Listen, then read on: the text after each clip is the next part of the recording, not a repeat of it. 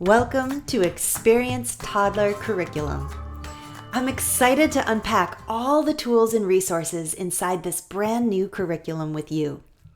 Toddlers are so curious and active, and so our goal is to provide you a flexible program that can organically weave into the many unexpected events that occur in your day with toddlers.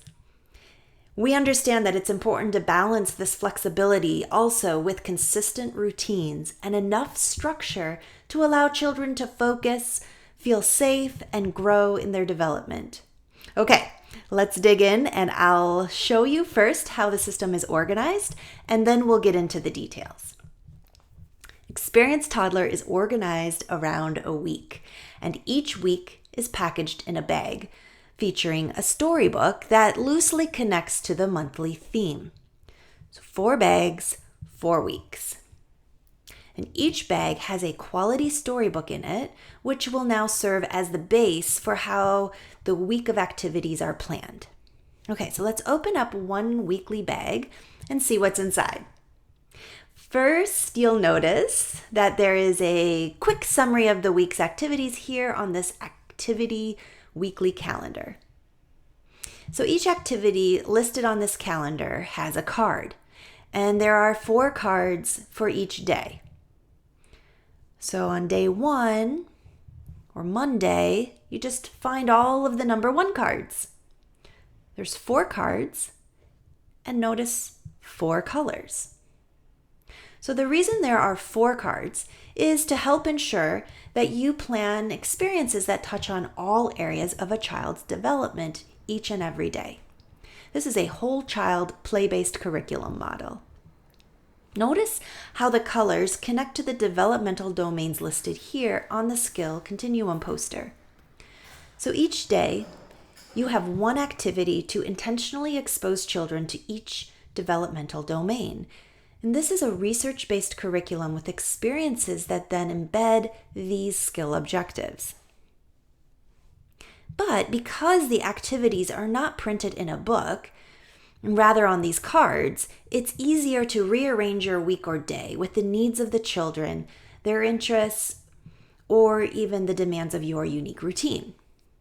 So maybe you'll want to skip a card or replace it with a different one from the same color. Or maybe you'll want to plan a day where you repeat a favorite activity card a couple times during this week. So it's totally up to you and the needs of your children. Notice also how there's a picture of the weekly featured book here in the corner. This will help you sort the cards if, for example, one of your toddlers get into your card collection near the end of the month and just mix them all up together. You can just quickly sort by book picture, then sort by number, and now you're ready to go. Each week, you will have a daily language and literacy experience. Even though toddlers are not yet saying and writing letters, this curriculum helps you set the foundation for future letter recognition and emergent reading and writing skills. It's important to expose toddlers to a lot of books, words, sounds, and other materials with print on them.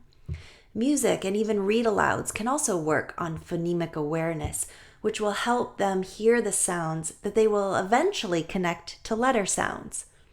We help you build these skills each week with a set of core literacy tools. It's each week, and they include the storybook that's in your book, the laminated storytelling pieces, story cube cards, 2 key sign language cards. Now let's talk briefly about the different types of children's literature that you receive each month. You will receive a nursery rhyme board book, and this book reinforces ending sounds, rhymes, and through repetition will actually help children start to speak. Follow the Path books are designed uniquely to help children learn concepts of print. Children will be able to follow the path from left to right on each page, which is also that same direction of text, left to right, left to right. Children also can trace over the path, and they'll start to see how to control the movement of their fingers which is a necessary skill to be able to control the movement of a pencil or a crayon on paper to make different lines, like straight lines, diagonal curves.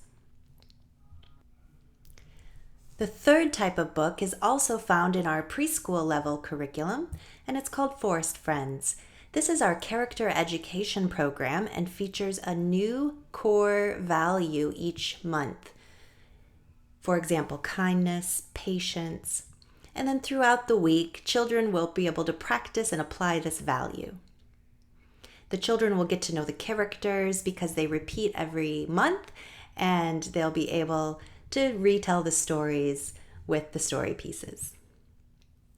The fourth type of book is the longest children's book that you will have, and it will be able to be used for talking about characters, what happened first, what happened second, and some children at this age may not have enough attention span to sit through the whole story, so you can break it down into multiple days, or you can just use storytelling instead of reading every single word.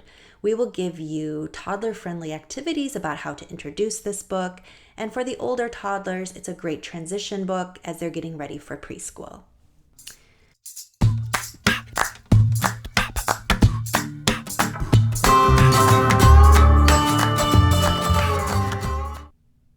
So let's take a look on the weekly planning calendar and notice how in each week you'll also have a daily math and reasoning experience. So even though toddlers are just starting to point and count a little bit, and their brain though is rapidly developing and problem solving so many different things that they're trying to accomplish and do in a day. They're wondering what happens when you dump out a container of pom-poms? And we'll also provide you a variety of tools with suggestions on how to implement all of these different types of play. So you'll find laminated mats as well as a diverse collection of manipulatives and loose parts.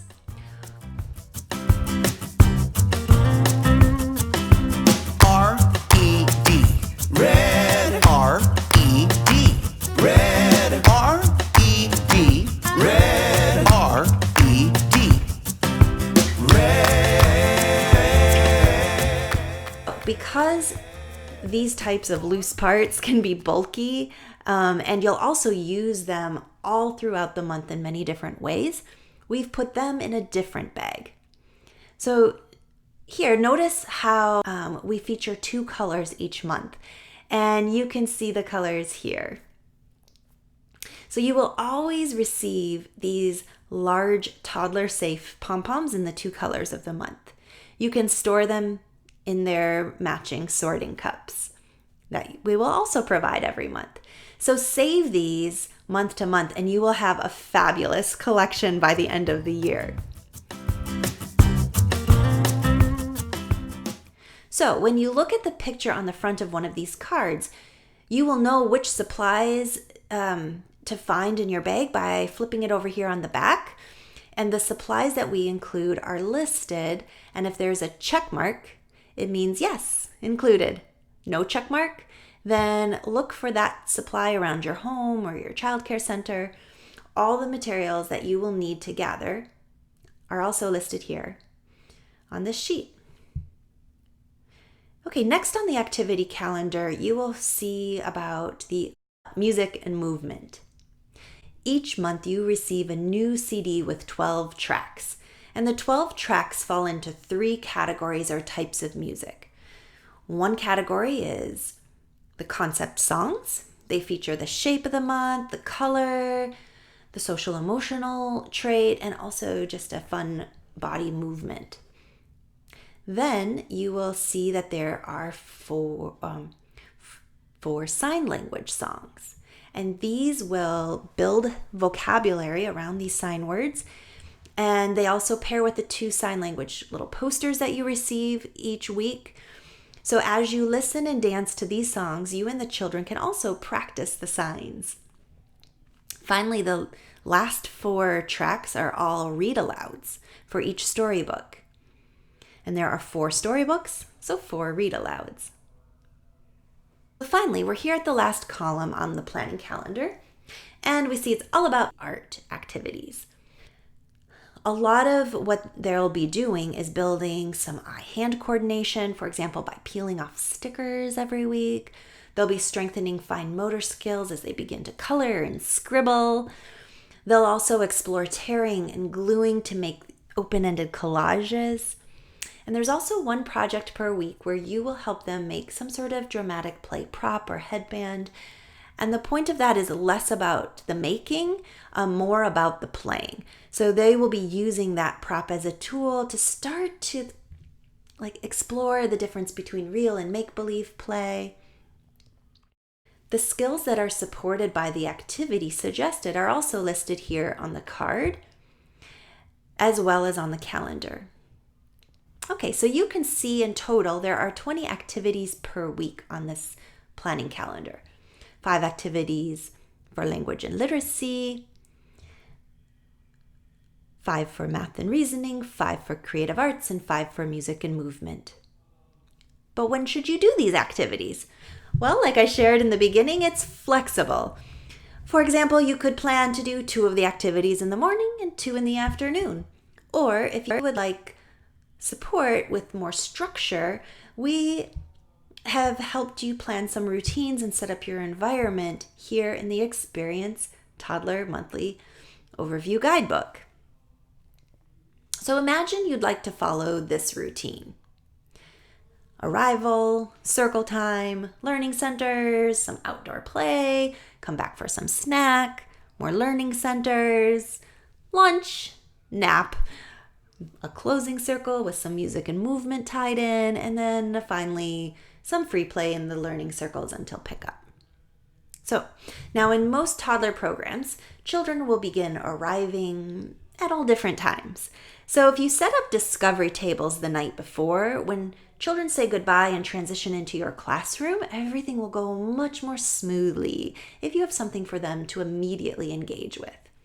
So we suggest 2 discovery tables each week. And children love repetition. So you could continue to make these same 2 tables available all week long. After a number of months, though, you will have loads of discovery table ideas, and you could actually rotate one table to include a child's favorite. So tables along with your learning stations will allow children to quickly engage and transition from home to school. Well, once most of the children have arrived and you're ready to begin circle time, we suggest you play the same song or ring the same instrument to give the children a cue that it's time for them to move from the discovery tables to the circle time rug. So toddlers have a very short attention span and mostly want to continue to just be active, touching, doing, moving. So expecting them to sit and listen for any long period of time will probably result in a very unsuccessful circle time. So instead, we suggest you begin with a toddler touch tool. So this is just a commonly found object that you might have easily on hand at home or at school. And we've suggested a different touch tool for every day here in the book.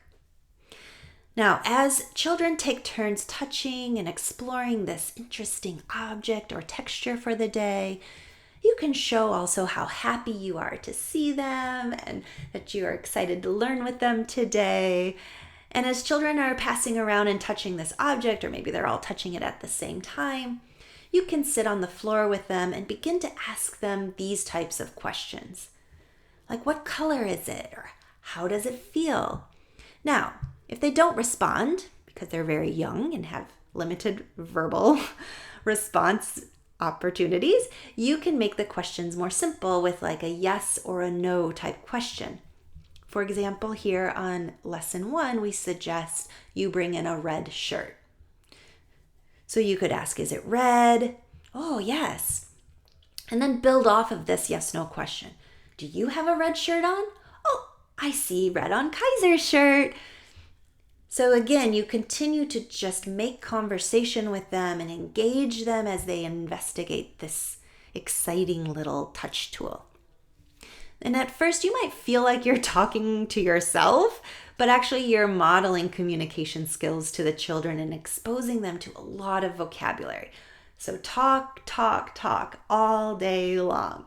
And you'll notice that we even highlight a few key vocab words to try and reinforce all day long.